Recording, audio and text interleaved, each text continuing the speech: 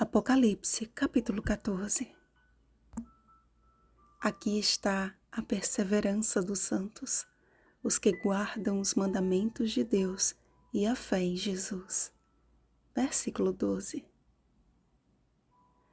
O livro de Apocalipse está repleto de citações do Antigo Testamento, textos dos livros históricos, dos Salmos e dos Profetas compõem este livro como um grande quebra-cabeças, cujas peças revelam o seu perfeito encaixe àqueles que servem a Deus. Apocalipse capítulo 1, versículo 1.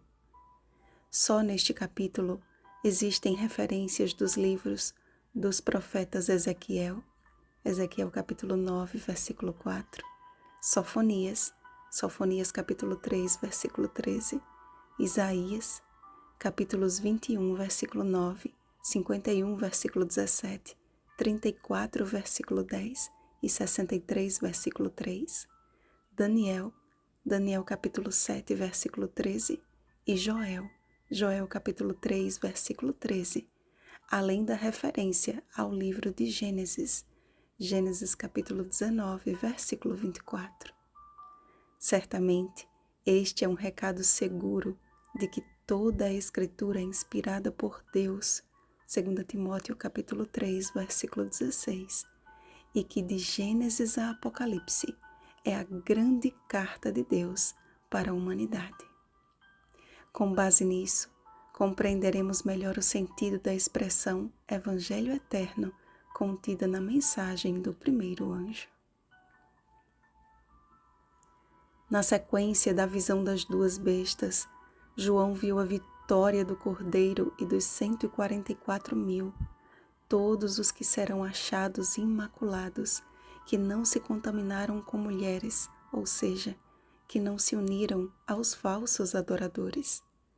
Mesmo que Satanás haja por meio das suas instrumentalidades humanas, seguramente haverá livramento para o derradeiro remanescente de Deus e cumprir-se-á a profecia do salmista.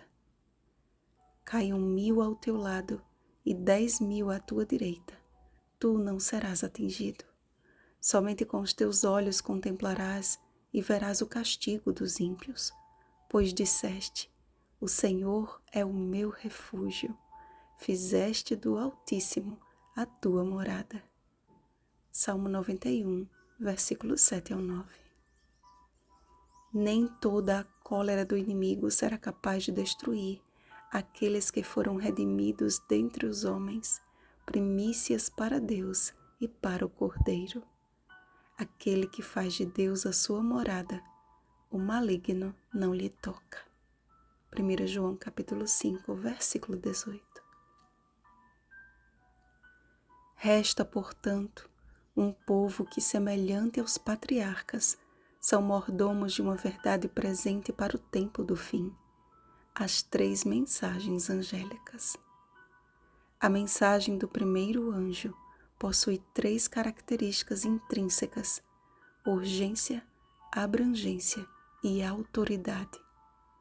O fato de ser um evangelho eterno, como vimos, nos diz que se trata do mesmo evangelho de graça transmitido a Adão, Noé, Abraão, Jacó, Davi e a toda a raça humana através do plano da salvação em Cristo, antes mesmo da fundação do mundo, Apocalipse capítulo 13, versículo 8, para fins eternos após a recriação da terra, Apocalipse capítulo 21, versículo 1. Analisemos a primeira voz. Primeiro, temei a Deus. Tanto Jó quanto Salomão chegaram à seguinte conclusão: temer a Deus é igual a sabedoria. Jó capítulo 28, versículo 28, Provérbios capítulo 9, versículo 10. Tem a ver com o aspecto mental do ser humano, com dedicar a Deus um culto racional. Romanos capítulo 12, versículo 1.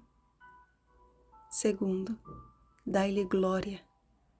Jesus disse que nós somos a luz do mundo. Mateus capítulo 5, versículo 14. Mas com que propósito?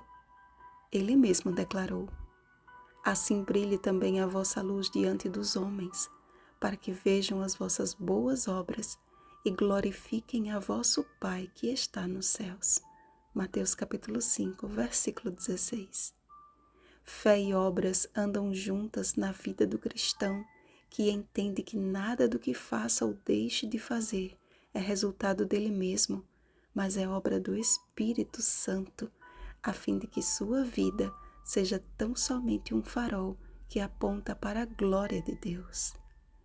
A expressão, pois é chegada a hora do seu juízo, também nos lembra de que seremos julgados segundo as nossas obras e que as nossas escolhas de agora definirão o nosso destino eterno. Apocalipse capítulo 22, versículos 11 e 12. Trata-se, portanto, do aspecto físico do que as obras de nossas mãos revelam ao mundo. 1 Coríntios capítulo 10, versículo 31. Terceiro, adorai. É o aspecto espiritual através da junção dos três aspectos. Como seres holísticos, não podemos separar o espiritual do intelecto e nem do nosso corpo, que, por sinal, é santuário do Espírito Santo. 1 Coríntios capítulo 6, versículo 19. Faz parte da adoração o tudo de nós em resposta ao tudo de Deus. E a referência a Deus como Criador aponta para o relato de Gênesis e para o mandamento esquecido. Êxodo capítulo 20, versículos 8 ao 11. O recado do segundo anjo, podemos dizer de uma forma popular, foi curto e grosso. Caiu a grande Babilônia que tem dado a beber a todas as nações do vinho da fúria da sua prostituição. A queda da Babilônia espiritual é previamente decretada pela justiça divina e é inevitável.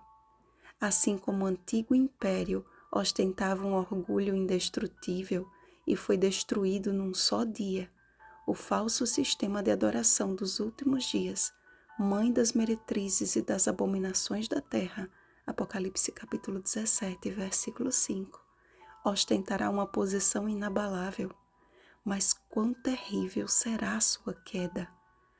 O convite do Senhor aos seus filhos que ainda se encontram enredados pelas apostasias da Babilônia espiritual é urgente. Retirai-vos dela, povo meu, para não serdes cúmplices em seus pecados e para não participardes dos seus flagelos. Apocalipse capítulo 18, versículo 4.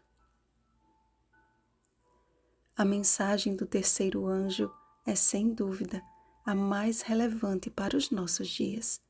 É um recado de juízo sobre os adoradores da besta e da sua imagem e quem quer que receba a marca do seu nome. Apesar de estar escrito como uma sentença, não deixa de ser também uma advertência, a fim de que os fiéis servos de Deus saiam das fileiras do inimigo e avancem com perseverança no caminho estreito. E aqui está a perseverança dos santos, os que guardam os mandamentos de Deus e a fé em Jesus. Vimos que o papado, aliado aos Estados Unidos, estabelecerá uma marca sobre os seus seguidores. Vimos também que tal marca tem a ver com uma falsa adoração.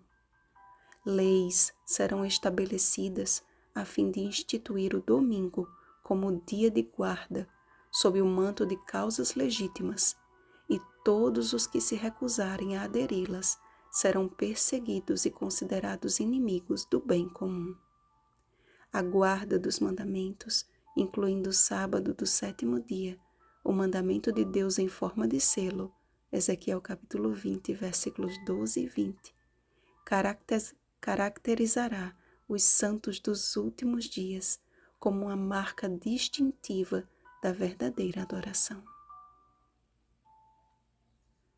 Meus irmãos, estamos às vésperas da última ceifa. Dentro em breve será decretada a ordem. Toma a tua foice e ceifa, pois chegou a hora de ceifar, visto que a seara da terra já amadureceu. Teríamos muito mais a falar a respeito das 3 mensagens e como elas apontam para o breve cumprimento da derradeira promessa. Cumpre-nos, portanto, investigarmos por nós mesmos, com humildade e espírito de oração, estas verdades tão cruciais para o nosso tempo. Do santuário que se encontra no céu, Jesus virá com todos os seus anjos para buscar aqueles que têm na fronte o seu nome e o nome de seu Pai. Que pela graça e misericórdia de Deus façamos parte daquele inumerável coral que entoará um cântico novo. E ainda que venhamos a descansar antes do cumprimento da promessa, bem-aventurados os mortos que desde agora morrem no Senhor. Confiemos, amados, pois quem fez a promessa é fiel. Aquele, porém, que perseverar até o fim, esse será salvo. Mateus capítulo 24, versículo 13.